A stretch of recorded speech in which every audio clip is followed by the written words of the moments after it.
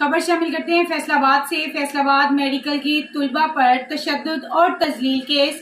مرکزی ملزم دانش کو عدالت میں پیشی پر 5 روزہ جسمانی ریمانڈ پر پولیس کے حوالے کر دیا گیا۔ مزید جانتے ہیں اس رپورٹ میں۔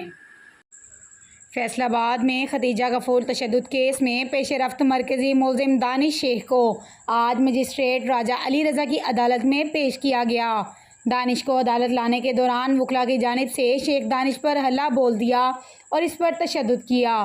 وکلاء اور پولیس کے درمیان دھکم پیل اور تلخ کلامی بھی ہوئی۔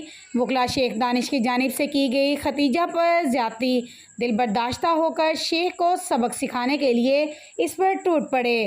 پولیس نے ملزم کو بچانے کے لیے سیشن جج کے کمرہ عدالت میں بند کر دیا۔ عدالت کی جانب سے ملزم کا 5 روزہ جسمانی ریمانڈ پر پولیس کے حوالے کر دیا۔ وکلاء کی جانب سے شدید مذمت اور ہنگامہ آرائی پر پولیس کی بھاری نفری تعینات کی گئی۔ پولیس نے ملزم کو 5 روزہ ریمانڈ کے بعد تھانہ وومن منتقل کر دیا۔